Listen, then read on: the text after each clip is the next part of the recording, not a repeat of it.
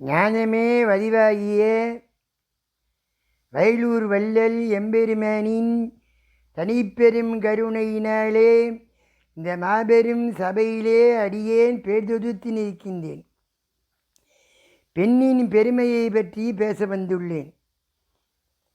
பெண் புத்தி பின்புத்தி என்று சொல்வார்கள் வேலையற்ற வீணர்கள்.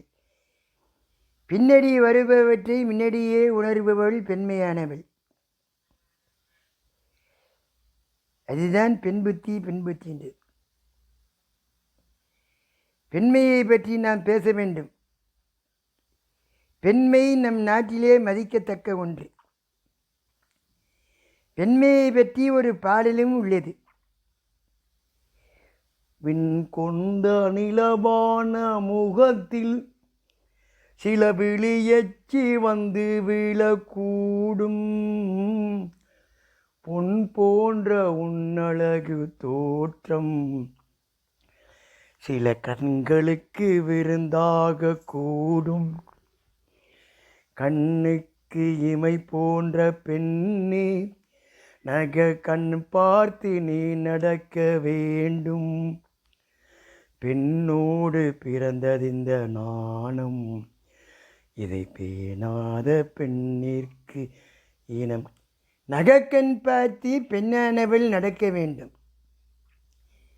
பெண்மை அப்படி தான் இருக்கணும். ஆனால் இன்றைக்கு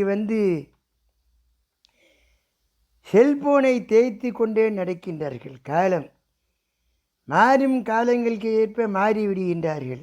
மாறப்படாது.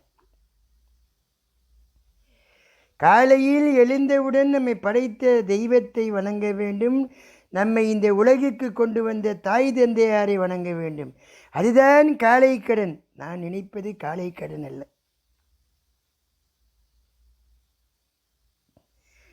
நம்மை படைத்த தெய்வத்தை நாம் வணங்க வேண்டும்.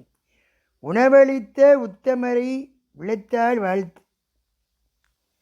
உங்க இன்னல் தீர்த்தவருக்கு உனது தலை தாழ்த்து. பணத்திற்கு பல்லை காட்டும் பழக்கத்தை மாற்றி பண்புடைய மாந்தரை பல நாளும் போற்று. இதை கேட்டுக்கொண்டிருக்கும் அனைவரும் மேன்மேலும் வளர்ச்சி பெற்று நல்லவர்களாக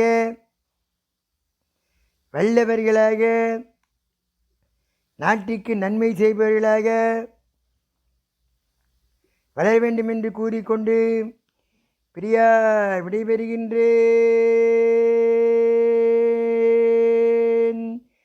தானே நீ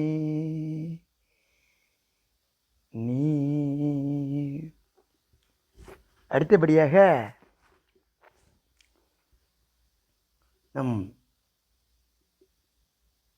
நம்மை இந்த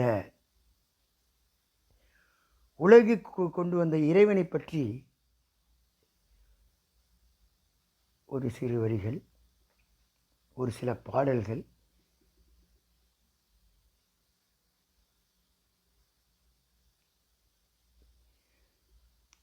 உள்ளத்தினால் உன்னை உறவு கொண்டேன், உன் உள்ளமையை நான் உணர்ந்து கொண்டேன். உரிமையுடன் உன்னை அழைக்கின்றேன், என் உயிரினிலே உன்னை காண்கின்றேன். இறைவா,